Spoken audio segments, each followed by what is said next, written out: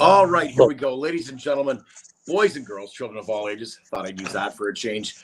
Do not adjust your laptop. Do not adjust your TV screen, your phone. Good Lord, don't adjust. Whatever screen you're looking at, I scream, you scream. We all scream for, I don't know. Anyways, but ladies and gentlemen, like I wanted to say, I'm tongue-tied right now. I can't believe the guest we got. There's so many things I want to say right here, right now, if I can, but we're gonna, okay, let's just get to it. Michael, focus, land the plane. That's right. We are the voice of the paranormal, the voice for the paranormal. We are Windsor, Ontario's own The Paranormal Voice. I'm your co-ghost host, Michael John of Michael John Paranormal Ghost Stories, along with, of course, the gentleman next to me, the man of the hour, the man of the power, too sweet to be sour. His name, of course, is Dale High Spirits Quigley. What a great day it is for us here at Windsor, Ontario's own The Paranormal Voice. It is 8:01 p.m. Eastern Time at the border city, Windsor, Ontario, right across from Detroit, Michigan. It's going to be a ring-a-ding-dong dandy of a show. We got people lining up already. I think the word got out that someone was going to be on. I don't know, man. It's pretty crazy already. Dale, we're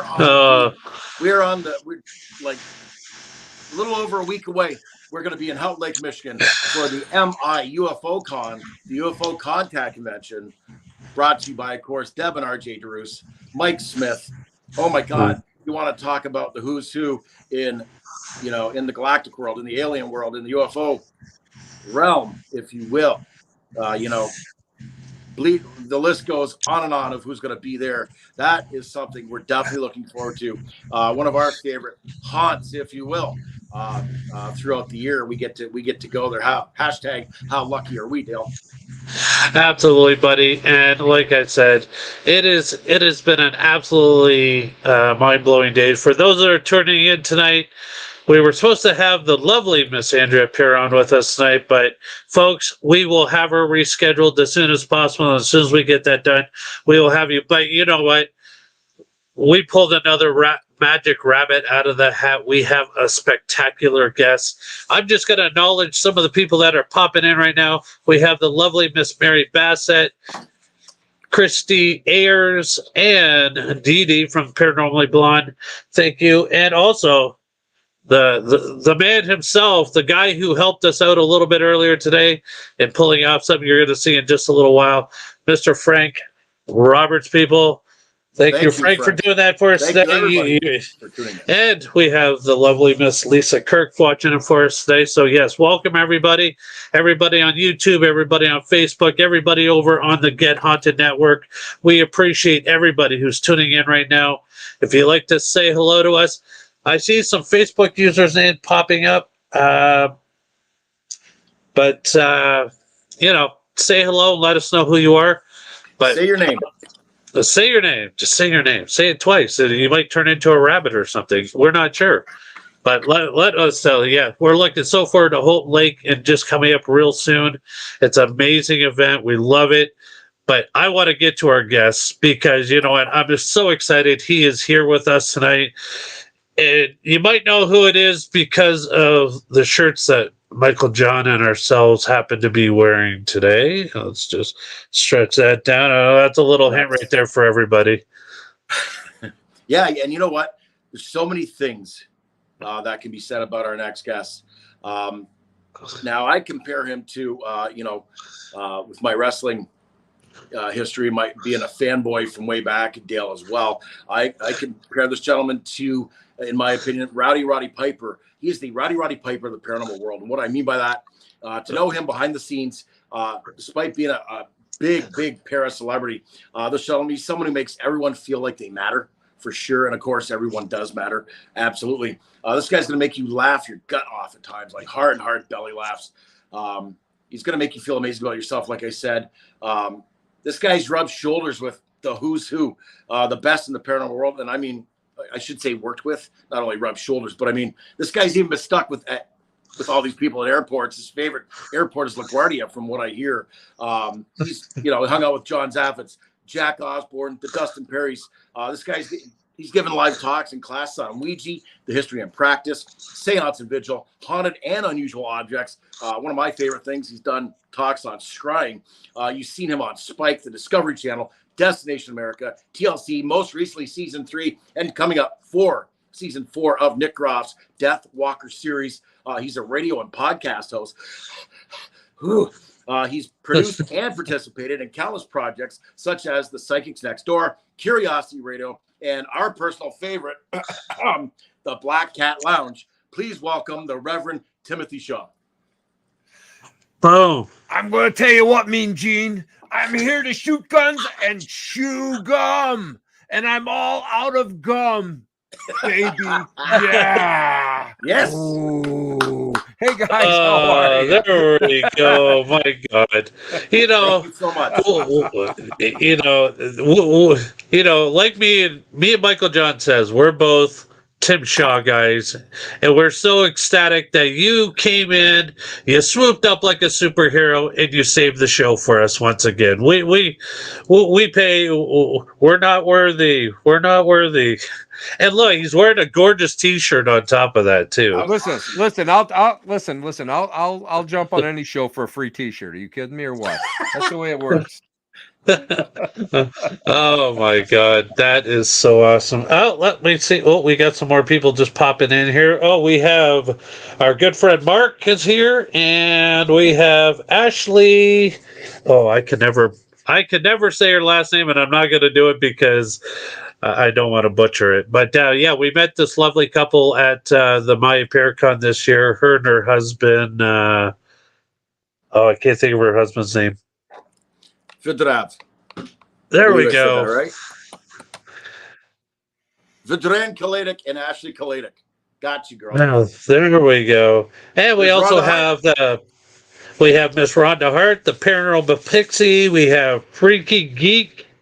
And, hey, there we go. And the list is going to go on and on. Like we said, thank you so much, Tim, for coming in here, joining us. We enjoy sitting around with you, listening to your stories, because they're not only fascinating, but I think most of the time we walk away with sore ribs because we're laughing so hard. Well, that's the whole idea behind it. I mean, you know what I always tell people? I think sometimes people take the paranormal and metaphysical worlds way too seriously.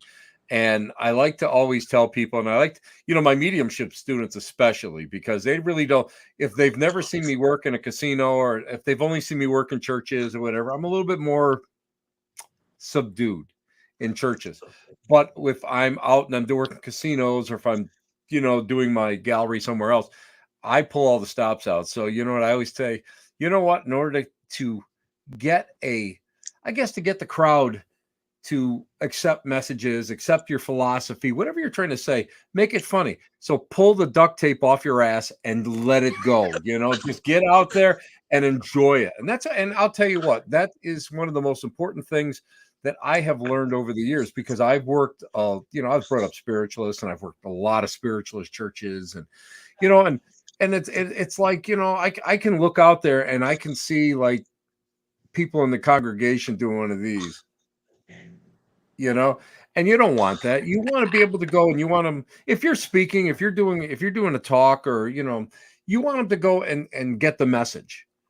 If you're doing gallery, you want everybody to just enjoy it. And you want everybody to really just get out there and accept the message, something coming out, whatever. You want that.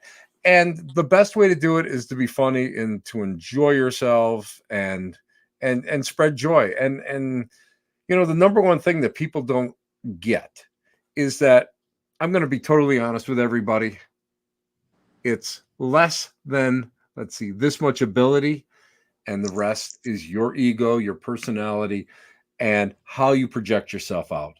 And and you have to work from a level of joy and happiness in order to go and be effective.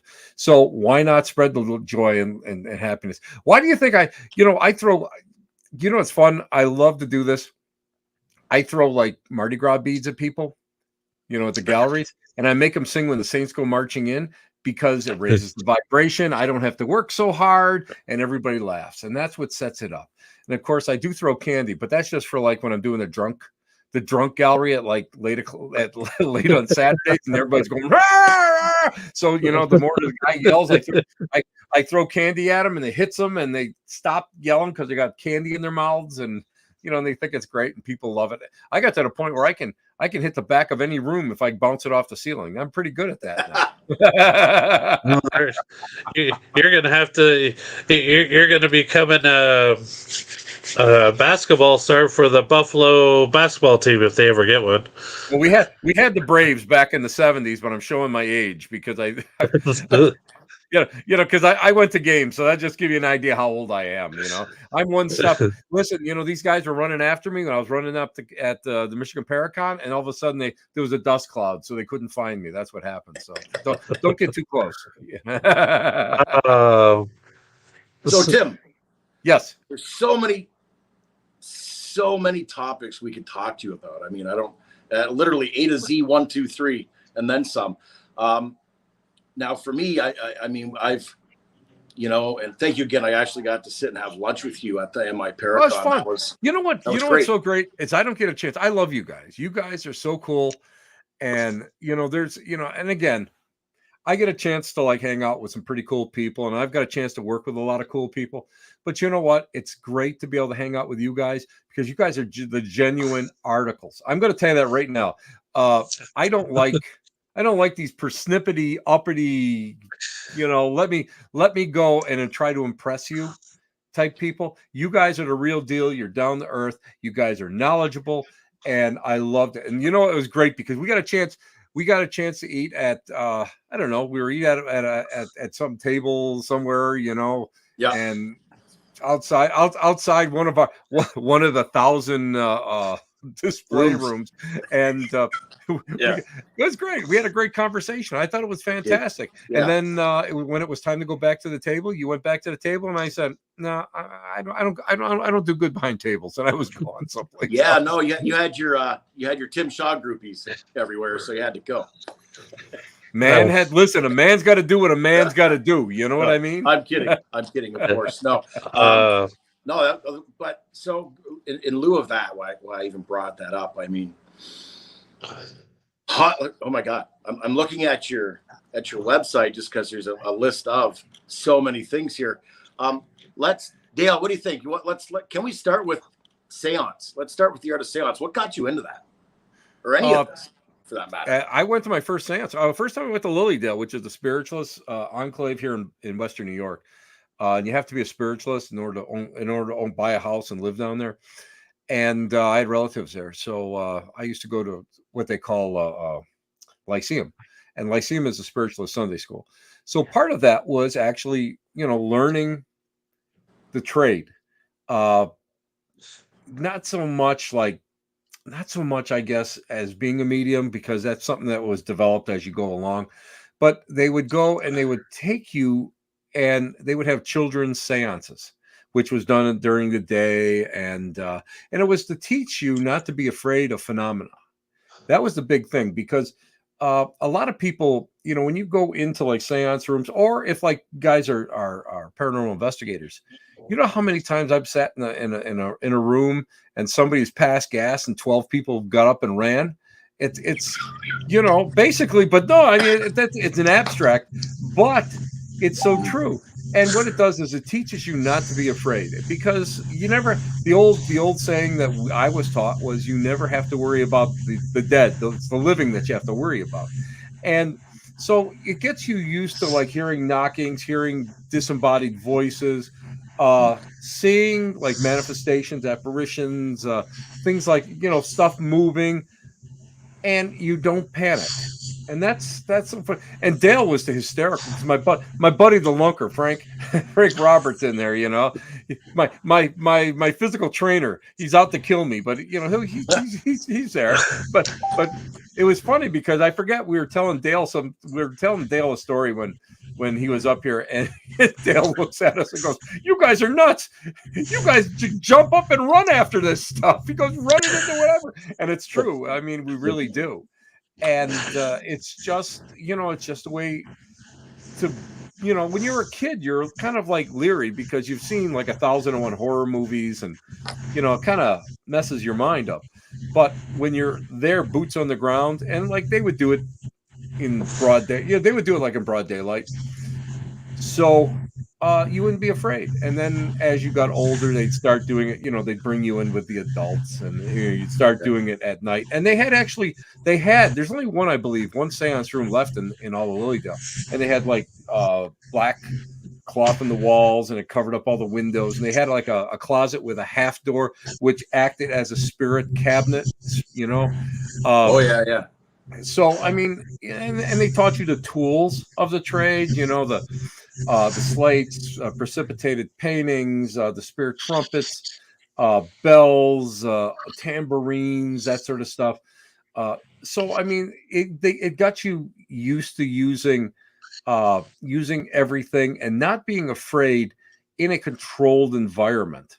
So I have to thank them for all the blue hairs that are now probably, they're all up there looking down at me going, "Yeah, Shaw, you were like a good student, and what happened to you? You're a putt, But I mean, it was really it was really neat, and it was a different age. It really was. It was a whole different age, and I mean, we had to learn about all the other, a lot of the nuances, and I was taught like more of a Victorian etiquette, and I repeat some of it, but I've made it my own. And that's something that, good mediums, good workers will always take a pure form and make it their own, and then become more effective.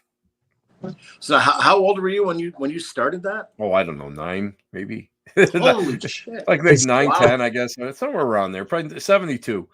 Yeah, 1972. Did your mom say, "Tim, go, it's summertime, go do something here, go do this," or was it you said, "Mom, Dad, I want to go do this," and they set you up? Because we used to ride our bicycles into the tourists at during the season. The summer season, it opens up. There's a lot of people out there playing their trades and selling stuff. We'd ride our bicycles right into crowds and screaming, and ride our bicycles into the lake. I took Frank. As a matter of fact, Frank had never been there, so I took him there one day, and I said, "See that? And there's still a path where people must still be doing it." I said, "There's probably 2 or 3 bicycles in there that I lost as we jumped into the lake." So it's my mother.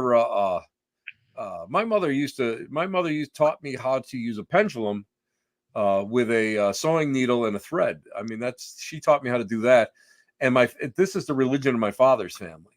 So, and I can trace it in his family back to the 1880s. So, right to what they would consider the golden age. Okay. It was just a natural progression. We went down there to visit relatives. I had relatives that lived there. And, and I was brought up Roman Catholic. I was brought up through a Polish parochial school. And I am Scotch, Irish, and German. So "Je będzie pochwalony Jezus Chrystus." I still remember Polish. I can still speak some Polish. Wow. And one was during the school year, you would go and do your thing. And at that time, you went to church every single day. And you went with the class on Sundays. You sat with, and then like if there was like a holy day of obligation came on a Saturday, you actually went 7 days a week. And then if all that happened, then it was during like novena season, May and I think September, I can't remember, or November. You went 3 nights. So you spent a lot of time in church. So and the teaching never stuck. It never really stuck. It didn't make sense to me. Whereas what I learned in Lyceum, that was really interesting. It was kind of out there, but it made sense. It made sense because later on, I attended a great lecture by a former Jesuit theologian who was still teaching at Georgetown University at the time. And he said, if you want to know what true mediumship is, read about the life of the saints.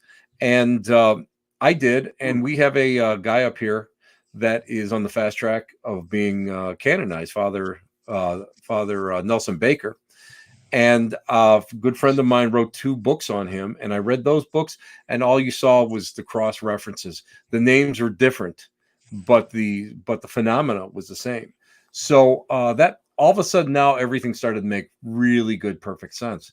But I learned along, years ago. I mean, it was just so fascinating. And of course, I mean, during that time we had the great satanic panic, of course, but we also had, hey, gotta have the balance going on. You had the satanic panic, and then you had on this hand, you had the dawning of the new age, and where things were becoming more acceptable. And if you start looking at old TV shows, Kolchak, the Night Stalker, and all these wonderful, great shows that were on there. I think it was the ABC Movie of the Week. I mean, these were like cheese factories. The movies were so bad that they were good. Now you can watch them on Svengoolie on Saturday nights, like I do. And I got a chance, by the way. Eat your hearts out, because I got a chance to meet Svengoolie and I got his autograph because I was a fanboy. I did. But so I mean, it was starting to be more accepted at that time. Not that it was totally accepted, but it was like people were being aware of it. And then you got a chance to read like everything in the National Enquirer. That's where I first learned about the Warrens and Gene Dixon and other psychics like that. Absolutely. And it's a very, and I mean, I think seances go back further than most of us even realize, because it was all the way done back in like the early, like I would say maybe mid 1800s, or was that actually early? If you study it, I studied under a guy by the name of Tom Brown Jr., who's an American tracker, but he's also an American mystic.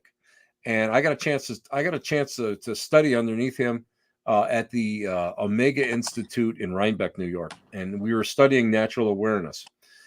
And he explained to us that everybody has got that sense. But, back when we were nomadic, we used this sense to survive. And how many times did primitive man go and stare into a still pool of water, or look up at the sky, or look at the moon and get this divine inspiration?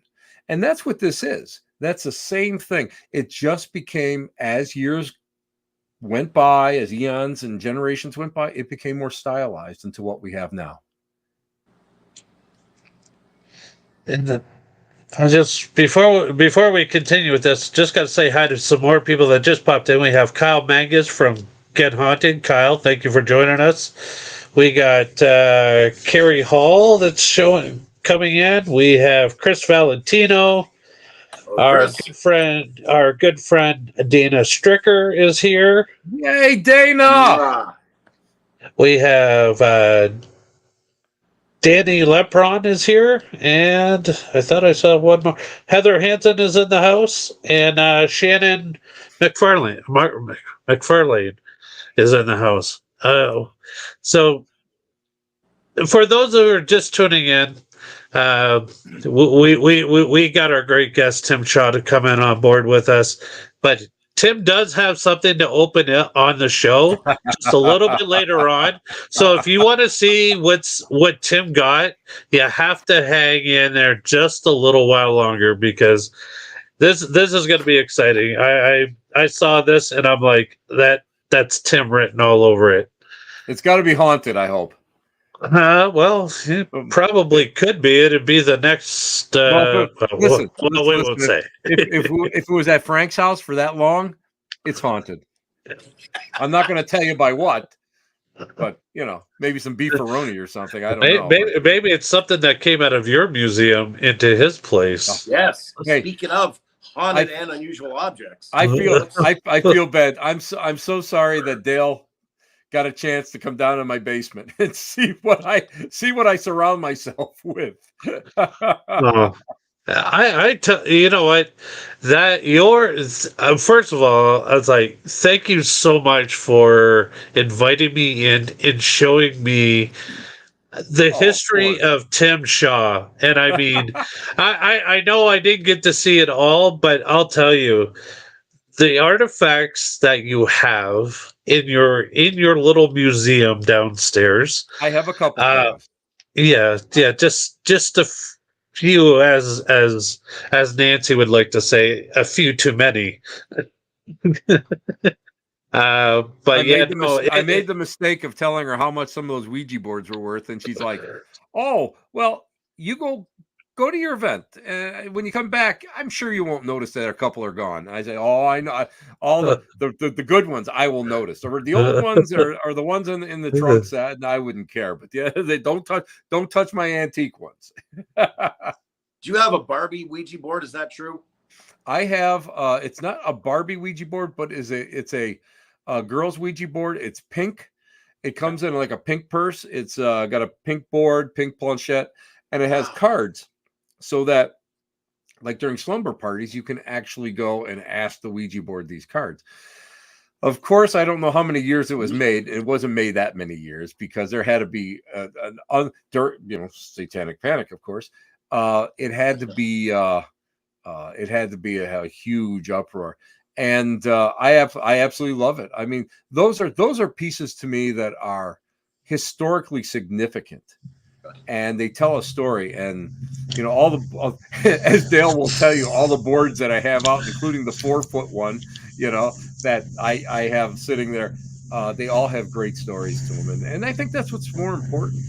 You know, I think it's it's not so much the piece. I think it's the the backstory. And Dale will tell you, I got like little placards there, you know, with the writings on it. I gave up with the placards. Now I bought a bunch of like little museum tags, and I'm forever like filling them out and tying them on the arms of statues and stuff because I just don't have time to, go through it. And I showed Dale, by the way, the workroom where the rest of the stuff is still stored in. I have no room. I ran out of room. I've run out of room officially. Unreal. What would you? Oh, sorry, Mike. But I gotta know, what would be the most interesting Ouija board that was ever sent to you with the story attached to it? You know what? I have one. I picked it up at Rolling Hills. I was doing an event there at the Rolling Hills Asylum in East Bethany, New York. And I'm sitting there, and this other medium walks up to me and she's showing me this board. It's from the 60s. And she says, "I just found this leaning against my front door this morning." I said, "You did?" And she goes, "The planchette is caked in salt." Well, if it's caked in salt, usually, if you follow different traditions, with traditions within the craft, that's usually because something nasty happened with it, So, of course, yours truly has to open it up. I take the planchette and I lick it, Yeah, I lick it because salt. Yeah, I want to make sure it's salt. So I'm not surprised. So I look at her. I said, "I'll give you $20." I had the $20 in my hand. She grabbed it. I grabbed the Ouija board, put that thing right in the car. It's like, "You ain't getting this back." This has got too good of a story to it. But yeah, I love that. I think that those boards themselves, something like that has such meaning to it, and it has such it has a lot of meaning to me. But what's so important is the fact that someone used it. I like boards that are beat up. I like boards that are scratched, and I love boards that have a story. My wife and I were at a antique co-op, and she knows I love Ouija boards. So she actually found this Ouija board. I was like shocked, and I got it. I forget what I paid $16 for it. It was a 60s board. That's back when you could still get stuff that was farm fresh, for a decent price. Nobody's charging eBay prices back then. And I got it home. And I'm looking at it, and it's just a run-of-the-mill 60s board. It's nice, it's tight. I popped the bottom off. They have little cardboard, little platform, and there's all notes in there from when somebody was using it and somebody else was writing down what it was saying. It had some really neat stuff that it was said, you know, a lot of positive stuff. That was great. And then another one I picked up, again, 60s boards. They're, you know, they come out of the woodwork a little bit, literally. A guy came into my buddy's shop, Paranormal Oddities in Depew, New York. If you're looking for any of your paranormal needs, yes, sir. Just call up Joe Piari because he's got them anyway. Shameless plugs. But do it. I'm not shy. What can I tell you? I'm not shy. But a guy came in with a larger size 60s board. It's the one with the blue ghost on it, on the box. And this was a great story. And he said, you know, they're cleaning out his grandmother's house, and when they're cleaning it out, we're up in the attic, and they pulled this board out of the rafters, and it was like the box is thick with dust. I could see where he brushed it off, and he said what happened was that his grandparents had a daughter, and this is coming from an aunt that was telling the story, and that the daughter loved the Ouija board. They were like Baptists or whatever, and it was like verboten. You know, you don't play with that stuff. And she had one, and she used to hide it up in the attic, and nobody ever knew where it was. They used to hide it in the attic, and she was killed. And I think she was killed in a car crash or something. I think that's what it was. I have it written down. And when they were breaking the house up, the estate up, he found it. So he brought it in there. And I mean, I looked at it and I said, listen, I'll give you a decent dollar for it. I mean, that's one thing you don't ever undercharge. You have to show respect to the people that bring this stuff to you. And I bought it, and that's another one that's one of my favorite pieces because it's that human aspect that you're looking for. I love this stuff. I have, just on a side note, I have a kerchief from Lorraine, and I have a small St. Benedict medal that she used to give clients and one of her cards and stuff. That to me is worth $1 billion. $1 billion. I mean, I have that. Where else can this is something that is like mind blowing. The late Raymond Buckland I knew, and he gave me a pendulum, and I mean, I have that. It's framed because it's just so poignant and it's so important to me because I knew this person, and this is a guy that brought like the craft here to the United States, the beginnings of what we would consider the modern Wiccan religion. And he was a prolific writer, and he was just an interesting man. So I mean, these are things that if it has a backstory to it, it gets me every time. And we've spoke before about some of your objects, and you normally put them in the sun to dumb them down, if you will. Oh yeah. And this is something that I asked John. I had a piece that I couldn't clear. I could not clear it. I couldn't figure out why. And it was a piece. And of course, do as I say, not as I do. I'm in New Orleans.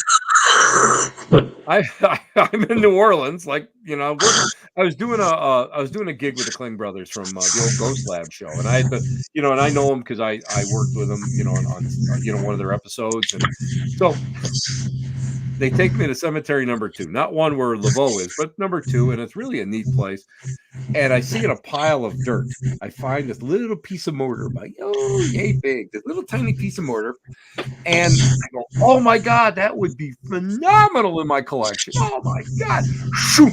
Into the pocket it went, not thinking. Because what they would do is they take these pieces of mortar from these upright, I call them ovens, but the upright, the upright standalone grave, the mausoleum type deals.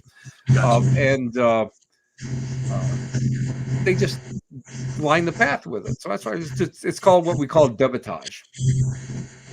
So I went and I looked, and I brought it home. Well, first off, my first clue was my gate was changed at the New Orleans airport like 12 times, and I was supposed to fly into Chicago. I ended up flying into Dulles, and it was a nightmare.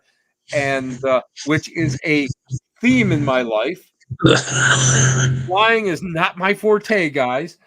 And I brought it home, and there was some stuff going on in the house. And I remember I was packing, and I was getting ready to go to one of the Michigan Paracons. I forget. I was all set up packing stuff, and I tap my second toe from my big toe. Tap it, lightly tap it on my desk leg, and broke it. It just snapped. Wow. So I'm not thinking anything, and half my foot is purple. I'm limping for the weekend. Yeah. Get home, and I said, I don't know. So of course, what do I do? Hello, Joe at Paranormal Oddities in DePuy, New York. Would you like a haunted object for your collection? And he had a collection there in the store. And I took it in the store. About 4 days later, I get this text. Could you please get this out of the store? So Really? yeah, what's going on, And I said, okay. So I took it, and I had it at the house for a while, and I could not clear it. I could not clear that. So finally, I gave Johnny a call, and Johnny said, leave it out in the sun. If you leave it out in the sun for about 3-4 hours in the bright sun, it'll temper it right down, which it did. But I thought I still don't, I usually keep a lot of stuff, but this one was just like, I don't know. So what do I do? My friend Onyx has another shop, and she's Strega. She's a Strega tradition witchcraft.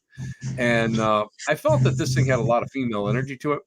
So I gave it to her, and she has it like on a shelf, and the sun that constantly beats on it through the store window and stuff. So it's perfect. It's happy. It had nothing else has happened to it. But now what I do is I have some, stuff I do to objects, of course. But what I do is I leave the stuff. First of all, I leave the stuff out in the attached garage, which is not, my wife was not happy with that. But at least it's out of the house.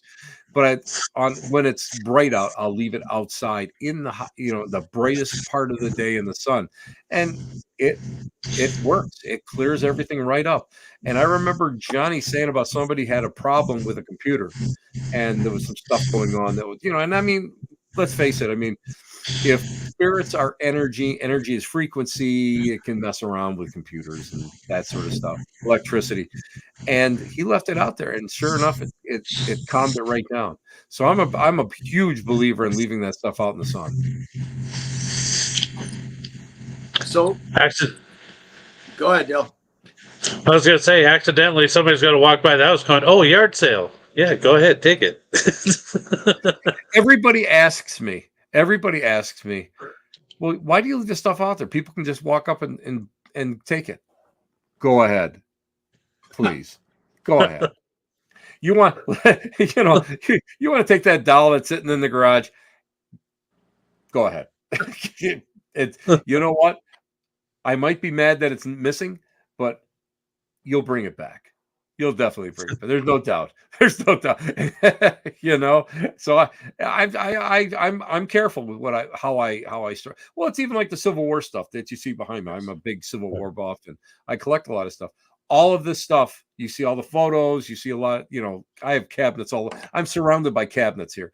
All of that stuff was done the same way because of the fact I feel that even this, and a lot of people talk about, all the esoteric stuff. Actually, I'll tell you what, the stuff that I have in this room, bullets and, artifacts and souvenirs and reunion ribbons and stuff. This stuff is far more haunted than anything in the esoteric room.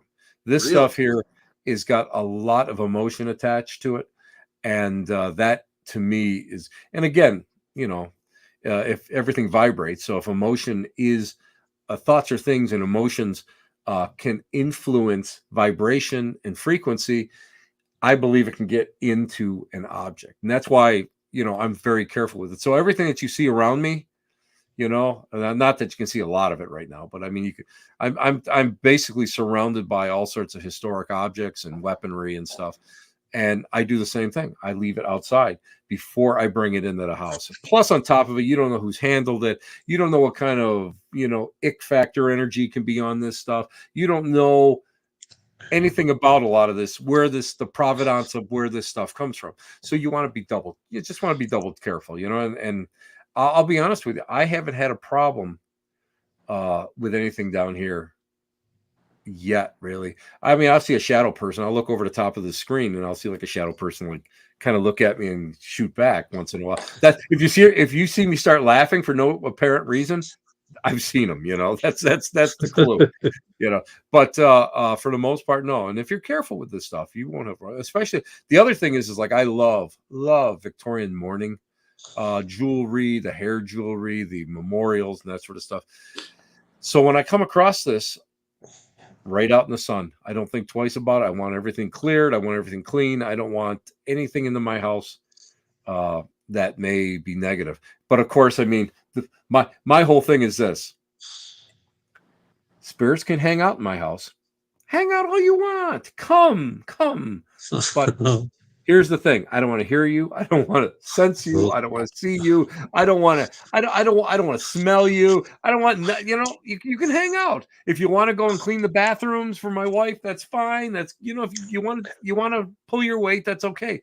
But otherwise, I don't want to go and. I mean, I don't want to take that chance. You know, Candace. Oh, she's one of my favorites. She's a very talented medium. Very, very talented. She's a sweetheart. Tim, you had a doll at the Old Mill Parafest in Dundee. You had a little little one. The yeah, little one in in the story about him. That little bastard. Yeah, Oliver. Yes. He likes to move, and that was sent to me by a woman that she put it on the shelf and it would move up and down. And it's just an old. It's only about yay big, and it's like an old china, like porcelain. And it's got a porcelain body, porcelain upper torso and head. And I put it in the shelf one day, one of the shelves, and I noticed, here's the thing: I have so much stuff. I put the stuff in there, and I don't notice stuff that happens. So I put him in there, and I noticed that he was like on the other. I thought I put him on one side of the shelf, and he was on the other side of the shelf. And then, like 2 days later, he was on like the shelf underneath it.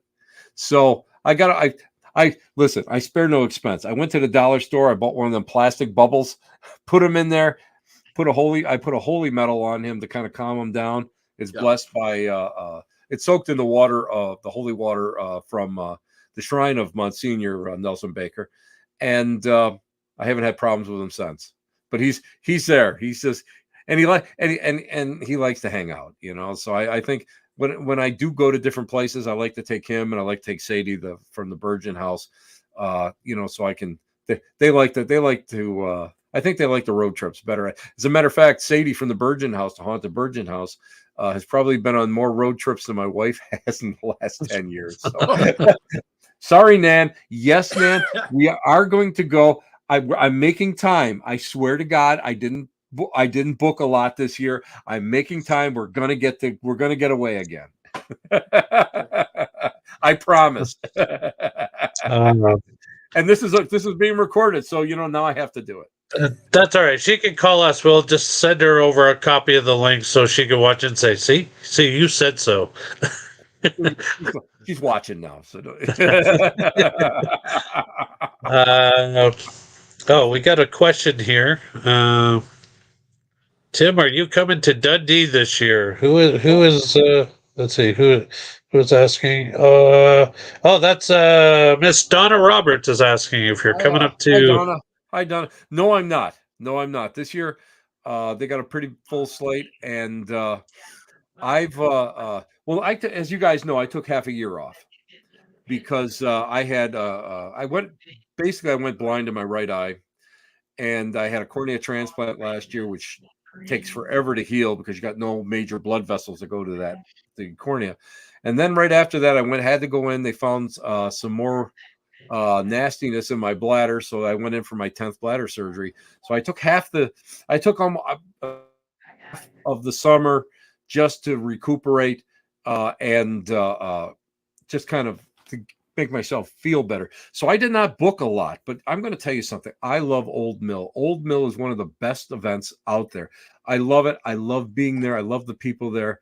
Timmy up there, I love him. And Adam, I miss everybody. I really did last year.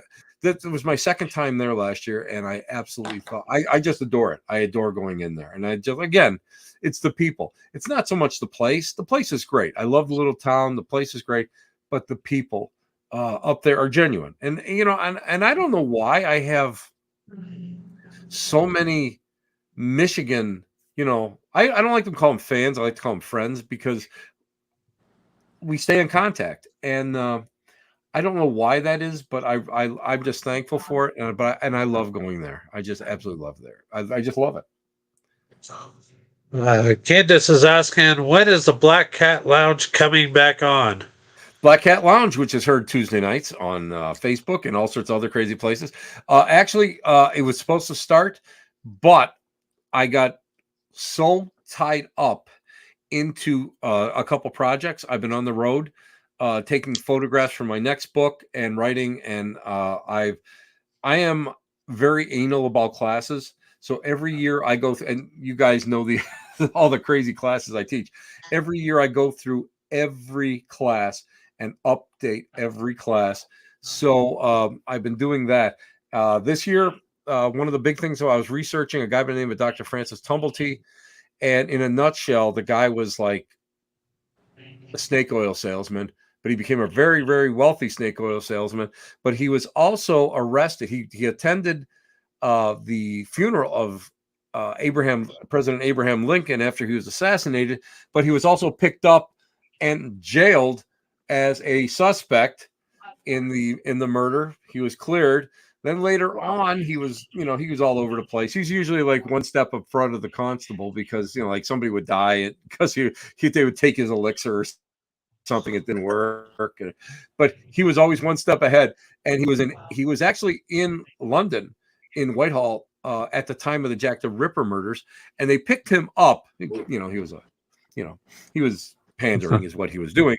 And when they picked him up, they searched his room and they found, he was a very rich person. They found a full set of surgeon's tools, even though he was never went to medical school and whatever. He was, like I say, he just made elixirs and stuff, but he still had them. So they kept close eye on him. And so he was actually a suspect in the Jack the Ripper killings.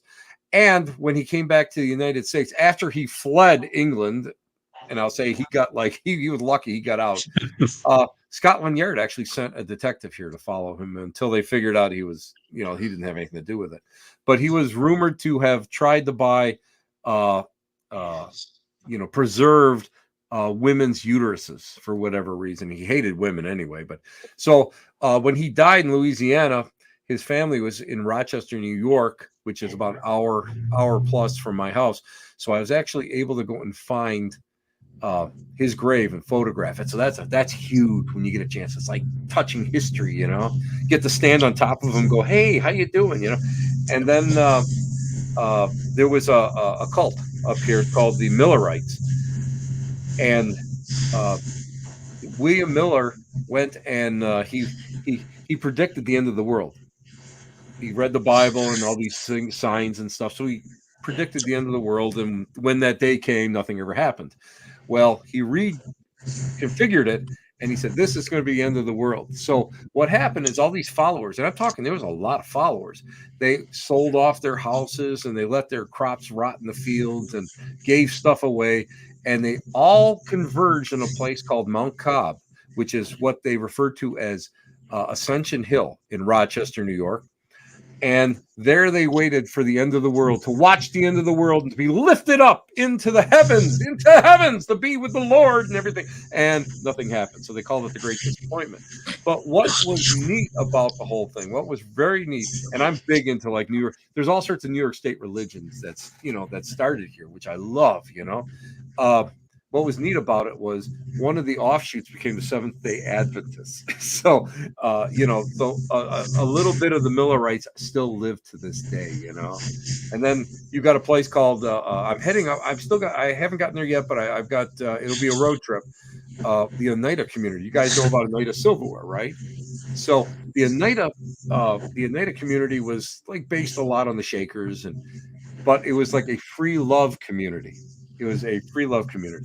and they had arranged marriages, and all sorts of craziness. And there's a lot to it. We won't go into it. This is a family show, but uh, but it was very successful for many years, and it finally started to die down, and there's still a portion of them that are in there, and there was where the buildings are still there, where the farms are still there.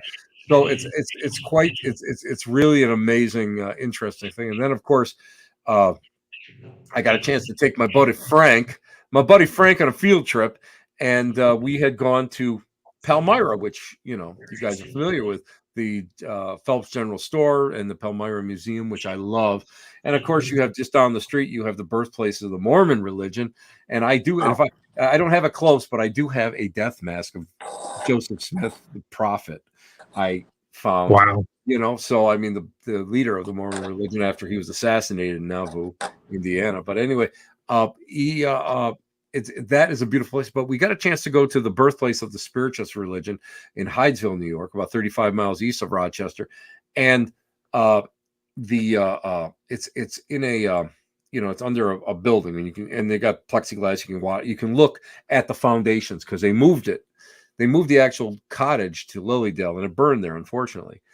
But the foundations are still there, and I shouldn't say this, but we actually got a chance to go in there because we do know we know somebody that's associated with the church, and we got a chance to go inside. And as we were in there, we did some EVP work and stuff. And I'll be honest with you, for a guy like me to go inside and touch the foundation is like going to Jerusalem, for a Christian. That's what it is like for me. And we were in there, and I said, can you give us a knock like the old days? And we're like waiting, all of a sudden, boom, it hit. We all jumped. When I told my friend about it up at Palmyra, she said, the ladies, meaning the Fox sisters, the ladies never disappoint. So I mean, that's to me is a really sacred place. So that's what I've been doing. So I haven't had a chance to catch up yet. I'm still trying. I'm working on it. I'm working on it, Candace. I promise you I'll have something up there. Whether it's just me prattling on like an old washerwoman, it'll be me. It'll be something. It would still be a great episode. I saw you're working on your Facebook news feed, on your profile. You're working on something to do with pendulums. Is that correct? Yes. I got a class next week at Dragonfly Art and Soul in Williamsville, New York. And I like to work out of there. I work a lot out of there. I love Sarah Carr, who owns the shop. And I do a lot of gallery, and I try to always do a lot of classes through them. So we're working on a great class, pendulum work, because I dowse, and I used to, I was taught by some of the old timers, but dowsing is so great, and pendulum work is just a small part of dowsing, but you can do so much with it. And I love to go and work with map dowsing. We found 2 family cemeteries that way, by gridding up, maps, and then holding the pendulum up, and then taking a pencil and then hitting every grid. And then whenever we got a reaction, which means the pendulum moves, that's what's called a reaction. We marked it. And then what you would do is you would then grid that little piece out, the little square out. And that gives you a more accurate way of, and that more accurate location. And you can do everything from look for minerals and buried treasures to dowsing for health, what foods might not agree with you. Wow. You can do that. There's so much you can do with it. But a lot of people, what they do is they keep thinking about, well, it's otherworldly. And yeah, it is up to a point, but it's something called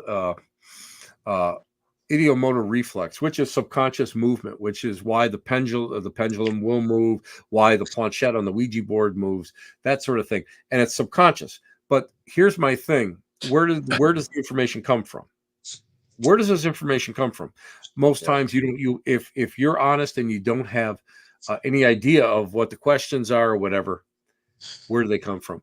And the late Ray Buckland showed me how to do spirit communication with it, which is where in a circle, and you have A, B, C, D, and you have the numbers up there, and you just hold your pendulum over the top of it, and it'll kind of, spell out words and stuff. So I mean, there's so much you can do with it, and it's wonderful. And I think I'm going to try a game with everybody. I think what I'm going to do is I'm going to have everybody sketch out the room that we're doing the class in.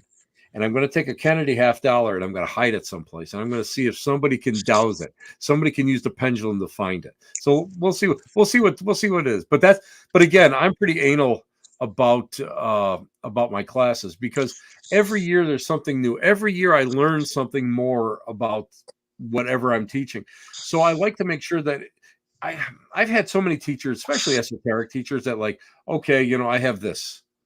This is my lesson plan.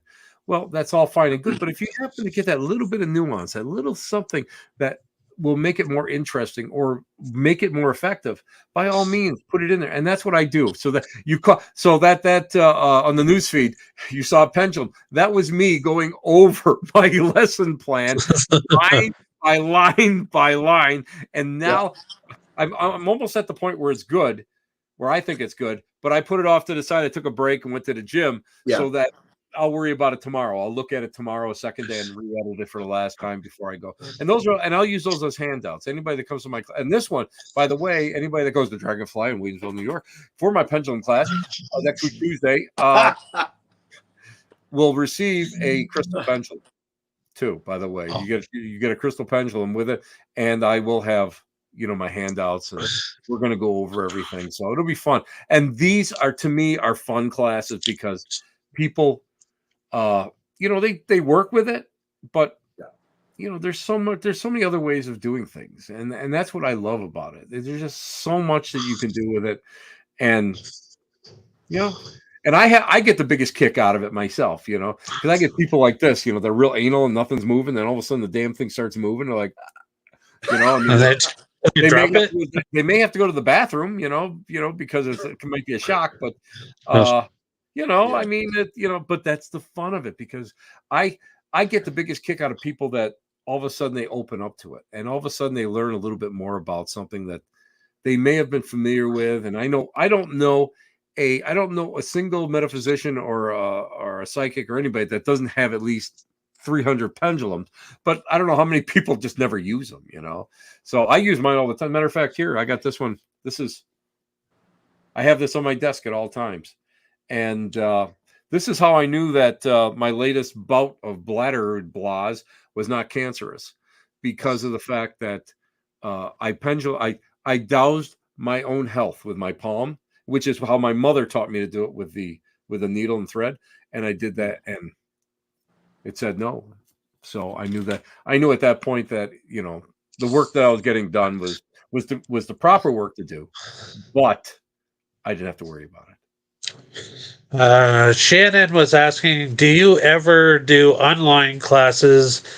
Because dowsing is one of her favorites and would love to keep learning new ways. Well, first off, I'm older than dirt, so I'm learning how to do this stuff. So yes, eventually I would love to be able to do that. I've been doing online classes and talks for Christian Day for his Hex Fest. In New Orleans, so I've been doing that, but they take care of all the nitty gritty stuff. So I'm eventually going to be doing that, and just online class, fun stuff.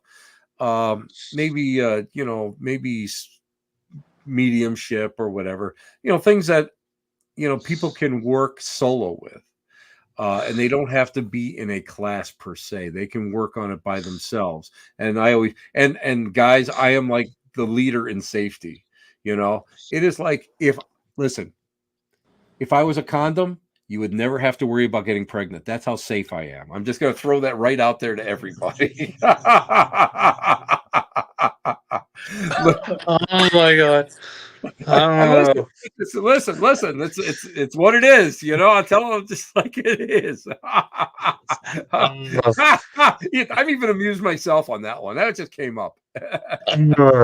But we are flying through this hour so quickly. But before we let everybody go, it's been the moment everybody's been waiting for. What did Tim receive from the Paranormal Voice Boys? Let's see what I got here.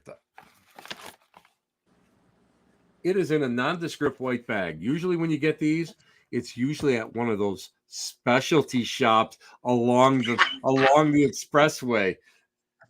So this is making me even more nervous. I'll just let you know that. I don't hear any kind of buzzing, so maybe it doesn't have any like Not yet. 6 volts or 9 volts in there. Okay, there's all sorts of like. Wait a minute, let's do this for effect.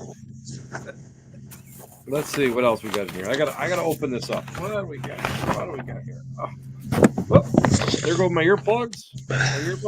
Okay, more. What is this? What the hell is this? Funko. What the hell is this? Funko. Those are those head things, right? The little vinyl dolls, yeah. But don't let the box fool you, though. Oh, good. Okay. Now I got to figure out how to open. Shaw says open. This is how you open the box. Okay. I'm ready for my porridge now, Nurse Ratchet.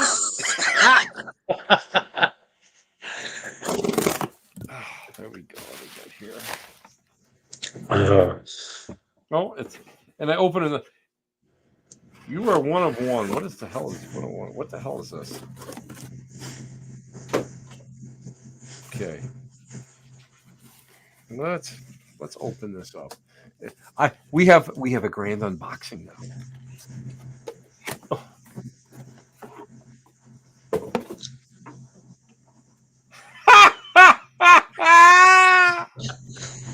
I am now a Funko. Look at that.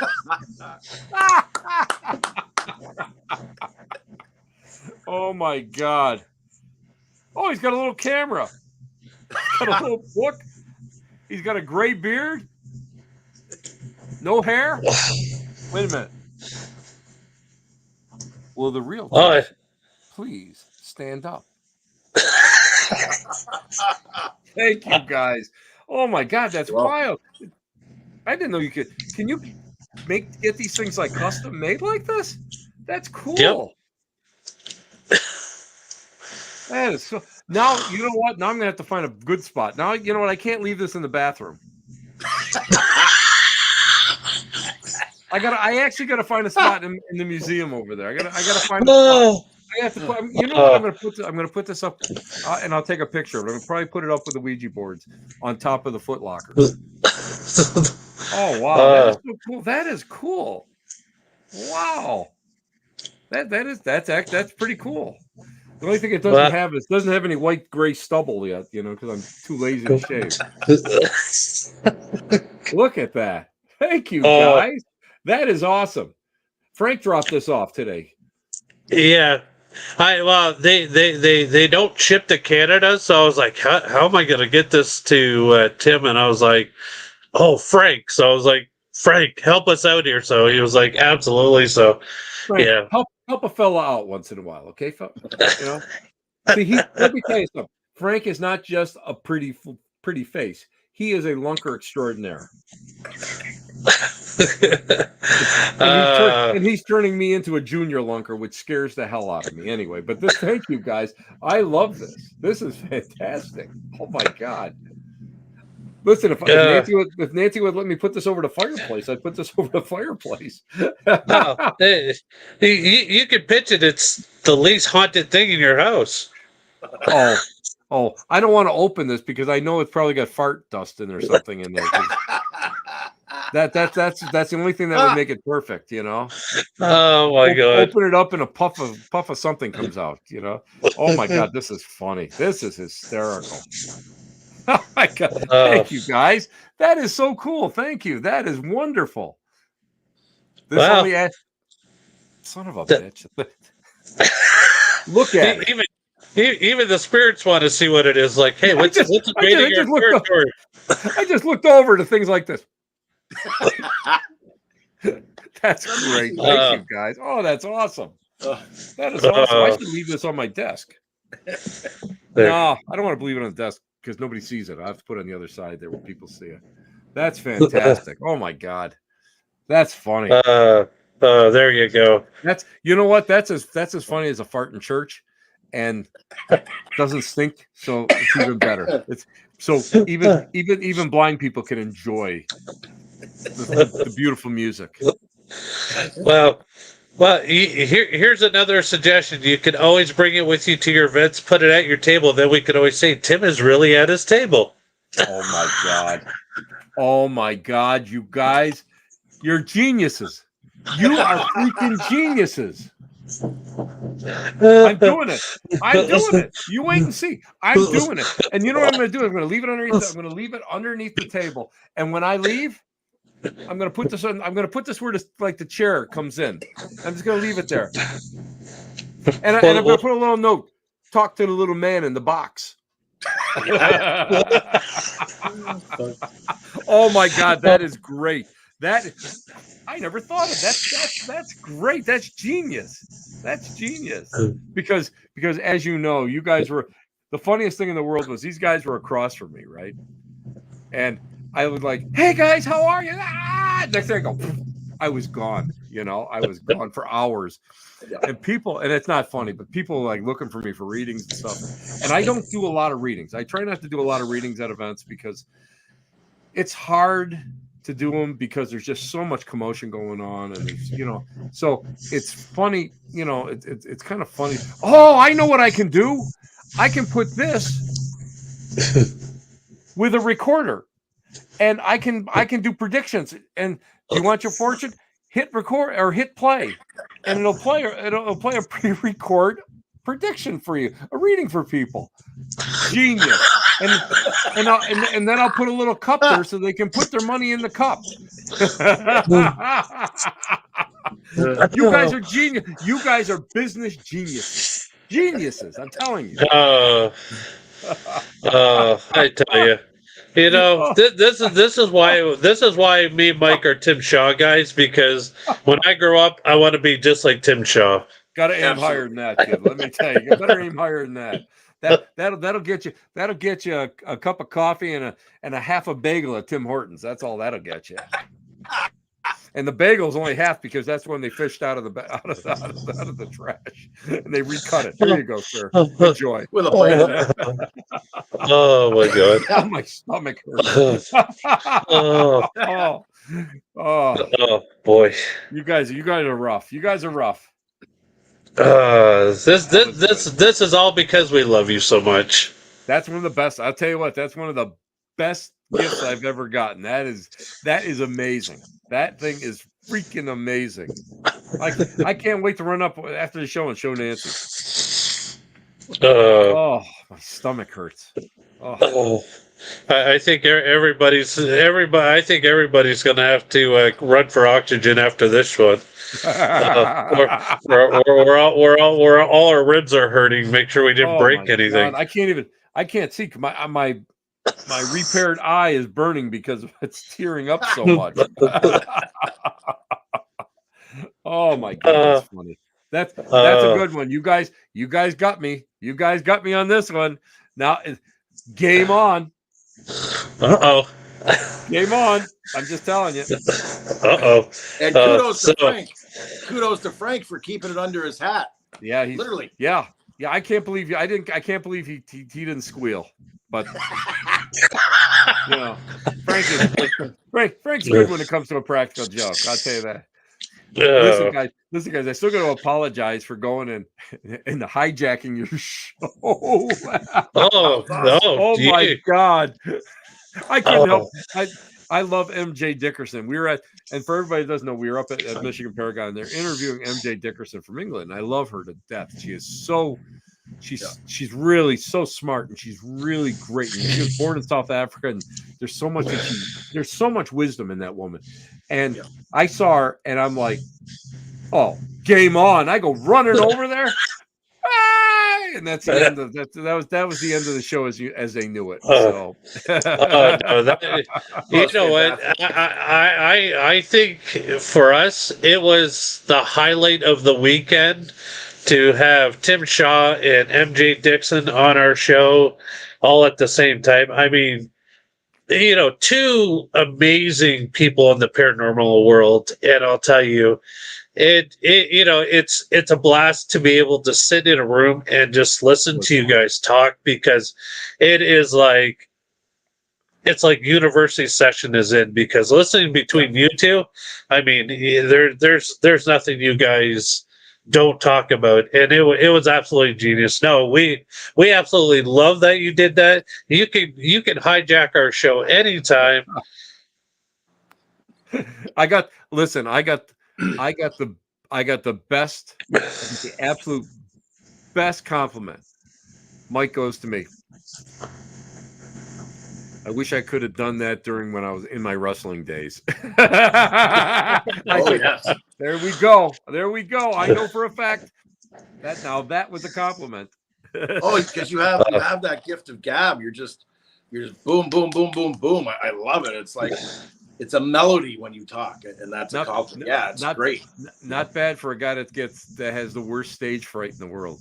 You'd never know it. Absolutely.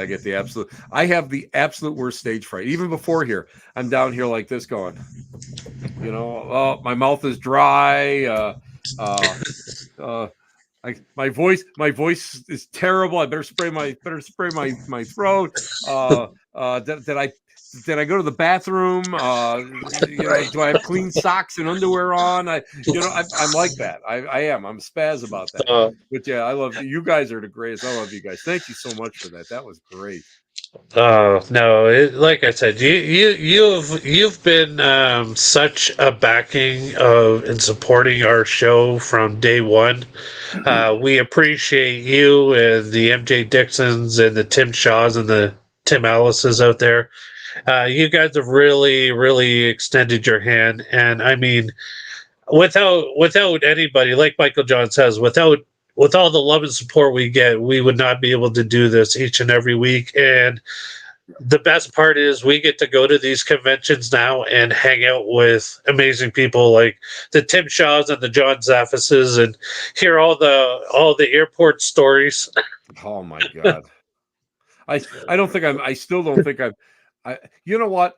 Out of all the years I've been going up there and going through Detroit, and Detroit is a hub, so I'm always going somewhere through Detroit. I have only made it once. Out of all, it's got to be 10, 15, got to be close to, probably 13 years, 12 years or something. Once that I didn't have a problem in Detroit.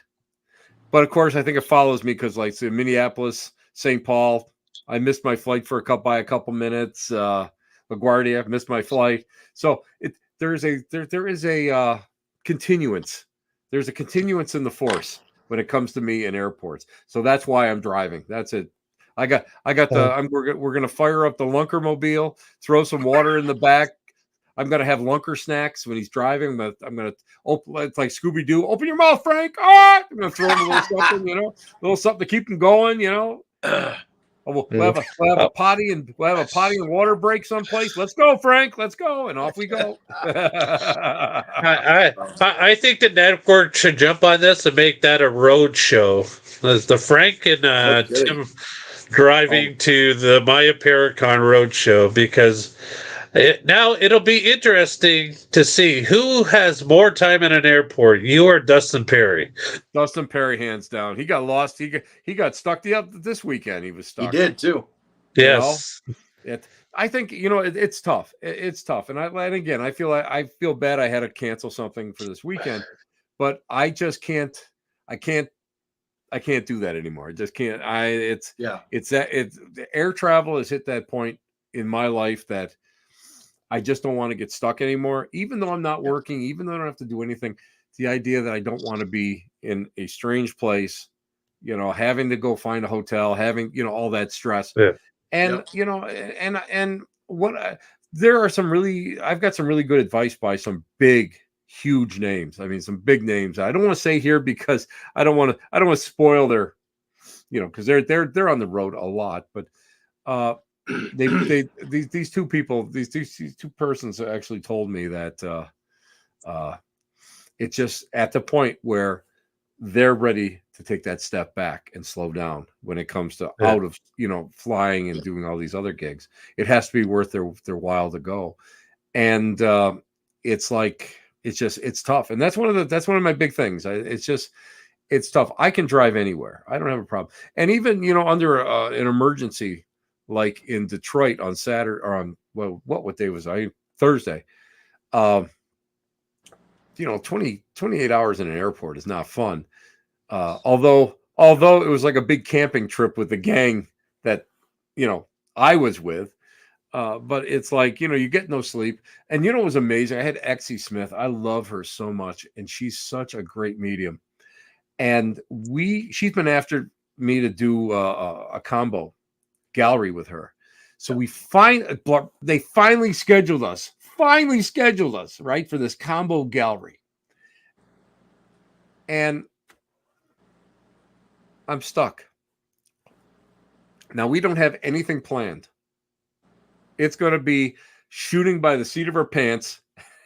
That's it, But she's a pro. I'm a pro. We both have the same type of humor. So I got in. I had 45 minutes to take a shower and get the airport crud off of me because I had slept I probably slept maybe 40 minutes. We had commandeered all the wheelchairs, so we had like the most uncomfortable lazy boys in the world, and of course the immortal photo of Zaffis and I, Zaffis with his head on the sleeping while sitting on the wheelchair and his head on the hand dryer. I mean, it was so uncomfortable. You know what? I took a fast shower. All of my clothes in my suitcase were wet. They're all damp because they offloaded them off the planes and they got soaked in the hail. Oh yeah, the storm.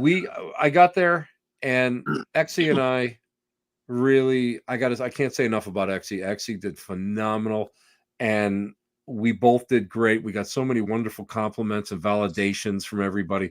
And it was, it was worth it. It made it worth it.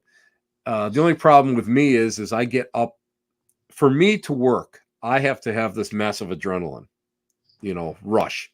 When I get this massive adrenaline rush, I can't sleep. So I couldn't sneak away and get a nap Friday. Tried to get to bed, finally fell asleep, went into a goddamn coma. Was in a coma. I was done, right?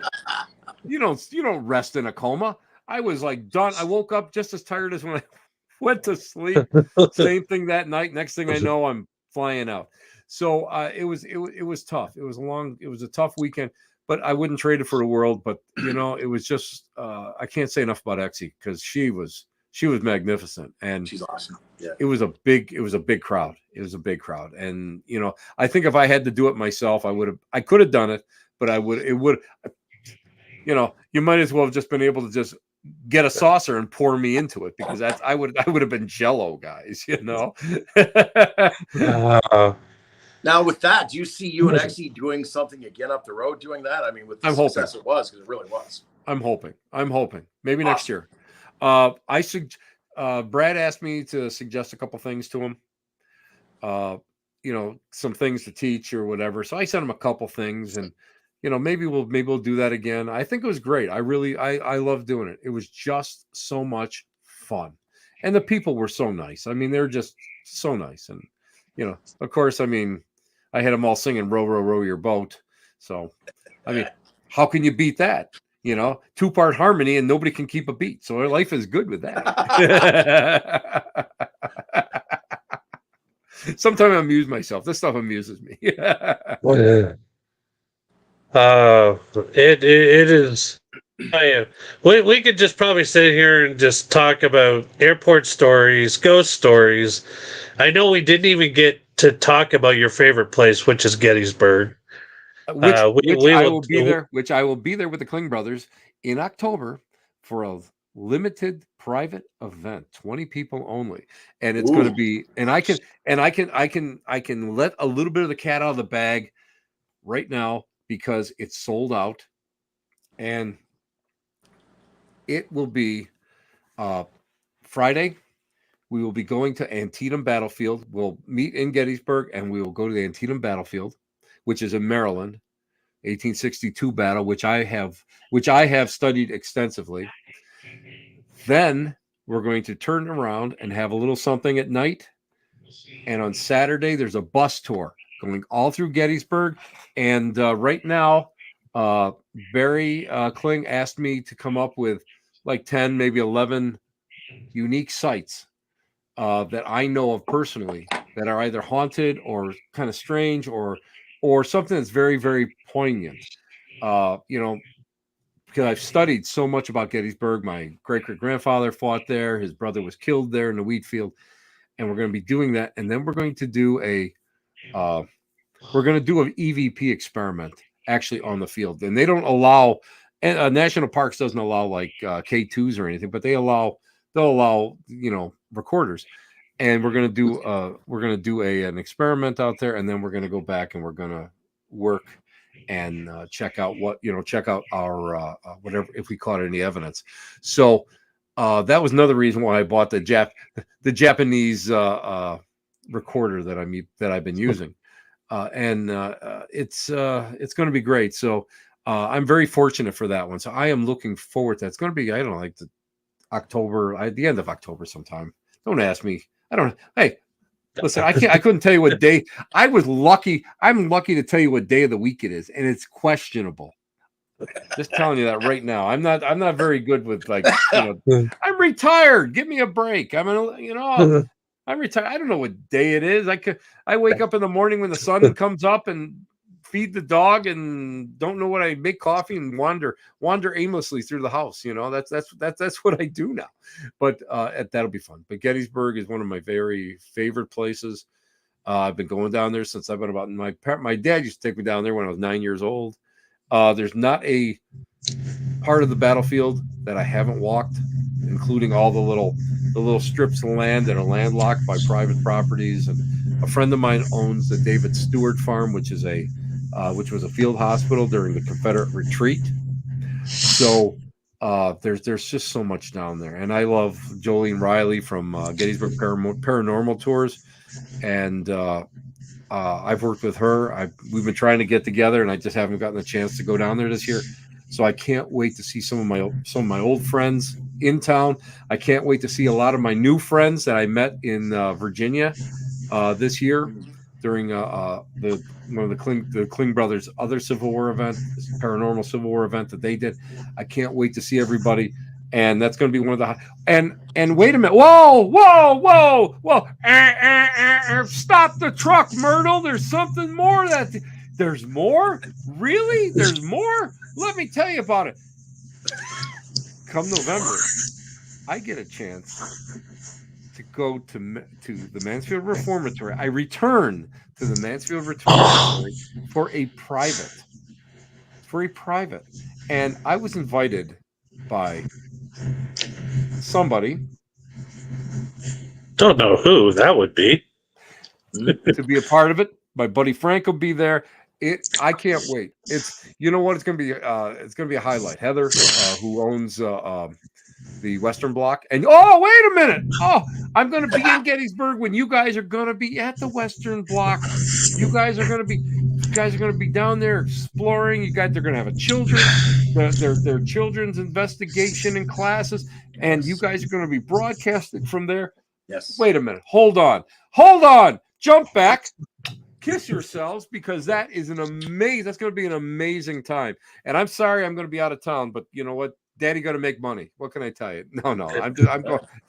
I got to go. I can't wait for Gettysburg, but I can't wait for November. That's going to be phenomenal. I can't wait. Yeah, no. When I was putting together the whole OSR paranormal event, because I stepped foot for the first time into OSR at the Parapsychon this year. And, it's one of those buildings you walk into, and I fell in love with the place. Yeah, I did. It was, it's such an amazing building, history-wise. I mean, I know it's been used in several films. I mean, the most notable being The Shawshank Redemption. But it's just danger. Yeah, there's also it's been used for music videos and all sorts. So it's. I first went down there many years ago when I had my old agent. When I had an agent, I don't have agents anymore, and they had an event down there, and and he invited me down just to be a participant. And I was able to go and wander the entire place all day long. And one of the volunteers, Eric, actually took me in the places that they don't really take a lot of people into. Phenomenal. It was mind blowing. And I always remember but the biggest thing that happened was I was at the where they had the original hole where somebody drowned. Actually, somebody was chained down there, and they it was their solitary at one time, and somebody drowned. And I went in there and I had my DSLR, and I'm taking pictures, like a tourist, 600, 700 pictures. Like listen. I could have been a Japanese tourist. That's how many pictures I was taking. I just loved it. I got in that spot, done. Nothing. It would not work. It would not work. It just malfunctioned. Walked away, went into another section, it worked perfectly. So that place has got some big mojo in there. It's got some huge mojo. So I am so looking forward to it. Plus, I get a chance to hang out with crazy people, just insane Right. people. Yeah, creeps, freaks, and weirdos. That'll be there all night long. But I also know you're going to be at the ParasiteCon next year because I saw the advertisement already. Yeah, thank you. They were so nice, and I met Kathy on the Virginia trip, and she's sitting behind me on the bus. The wheels of the bus go round and round. Anyway, we were singing it, and she had asked me if I would consider speaking, and I'm like this, yes. It was like I don't think she finished the sentence when I said yes. So yeah, I love it, and I can't wait for that one. That's going to be fun. Absolutely. Where else are we going to see the master himself, Mr. Tim Shaw, pop up this year? Do you have anything else going on this year? Gettysburg, and then I've got some local stuff. And my latest project. The best part is again, I didn't take a lot of work, but ask me, how do you know when you're a senior citizen? How do you know when you're a senior citizen, Tim? When your county's Bureau of Senior Citizens or Senior Citizen Services gets a hold of you and asks if you would please do a talk on whatever subjects so they can videotape it and they can put it out there so that other senior citizens can download it for free because you're a senior citizen. So yes, I'm doing 2 of those. I can't wait for it. That's good. That'd be fun. It's just fun. I'll be like at a little our Cheektowaga, where I used to live, the town I used to live in. I'm doing their historical society. I'll be working up at Oh wow. I'll probably be back up doing a pop-up reading night at Dragonfly, and I'm going to probably be doing something at Paranormal Oddities. But one of my new talks that I'm working on after I complete this, my new talk will be Christmas Macabre, and we're going to talk about different crazy traditions and different scary things and the Victorians and that sort of stuff. So that is going to be a lot of fun. So I'm really like chomping at the bit to start that one. I've got all my research all set. It's all done. Now I just have to go and put the screwdriver in this ear and like wind up the little clock in there so I can actually sit down and start writing and get that thing all scripted out. Oh, that's really amazing. So, folks, wherever you can, go to his website, www.timothytshaw.com, and you can find out where this gentleman is. You can purchase his books. Oh, and I'm working on my book, and I'll plug a future book that's coming up. And it's, you know what, because you got several types of books. You got regional books, you got non-regional books, and then you have, topics, specific books. Well, I've got 1,001, as you can tell, I got 1,001 stories. Got all these great stories, all this neat stuff that I've experienced and I've learned and all that. So what do you do with it? Right? You throw it in a book. You take chapters and you put them in a box and you throw them up in the air, and then you pick out the chapters that didn't fall out of the box. And it's tentatively called stories I tell my friends. And Nice. it's going to be about all sorts of stuff, different, it's my experiences at Waverly Tuberculosis Hospital, my experiences at Hinsdale, my experiences here, there. It's going to have personalities, different graves that I've stumbled upon. It's going to just be a mismatch. And I really looking forward to doing that because of the fact that I get a chance to share all this craziness that is like locked in here and like just like oozing to come out. As poor Mike found out, as we had lunch that day, all of a sudden he looked up and goes, "Hey, there's something coming out of your ear," and it was all this gray matter coming out because I was just like talking a mile a minute. No, that was awesome. I was taking notes literally, man, when we were talking. I literally was. Yeah, that was a good time to say the least. That was fun. Yeah. Yes. Thank you. Yeah, that was great. One of the bonuses of being there that weekend for sure. Yeah. He's got to get out more. That's all I gotta say. He's got to get out more. We're working on that one. But Tim, no, thank you so much for taking your time to join us here on the Paranormal Voice. We appreciate it. We always love hanging out with you because, like you said, your stories are phenomenal. They're learning, and and we never know what you're gonna say. So that's always the shocking part in itself, which makes the day even better. Not that I shocked you guys today. No, not at all. No, not at all. Nope. We'll never admit it. Hi, I'm Mini Tim.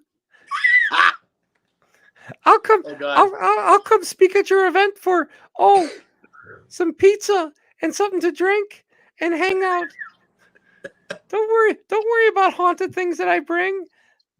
You'll just wake up and it'll be in your bed. Don't worry about a thing. Tim, thank you so much. Thank you so much for it. Was like last minute.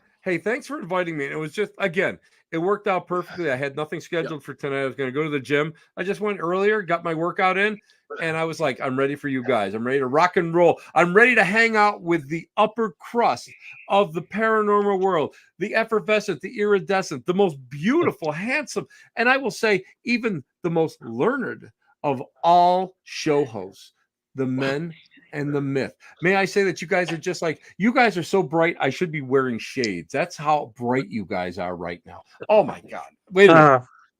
I'm unworthy.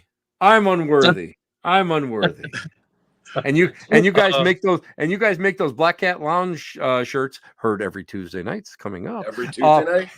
There we go. You guys make those Black Cat Lounge shirts look pretty damn good. And likewise, thank you for representing TPV Nation. That paranormal voice looks really good on you too. Yes. Hey, listen, I've only watched it like twice, so twice. And I'll be honest with you, I fished it out of the laundry. I didn't wash it today, so I just let you know that it might be good. It's a good thing we don't have smell-o-vision because this might be a little bit riper. This might be a little bit ripe right now. I was doing the laundry today, and I said, "Hey, I got to wear this for tonight." So I got to pick that up. You guys are lucky you didn't give me underwear because, enough said. Worked a nice idea. Seriously, thank you so much again. Thank you guys. Thank you everybody for tuning in and commenting and saying hello and saying hello to Tim and I mean the list goes on and on. I mean hashtag blessed, thankful, grateful. How lucky are we to get to do this? I mean with great guests like Tim, TPV Nation members from day one to day now. We don't get to do what we do and that is shows like this with great guests like this without everybody involved. That's for sure. Otherwise, it's just a dream that we had, and that's it. So with that, we're going to see you all on the other side. But in the meantime, and in between time, happy hunting. Happy huntings.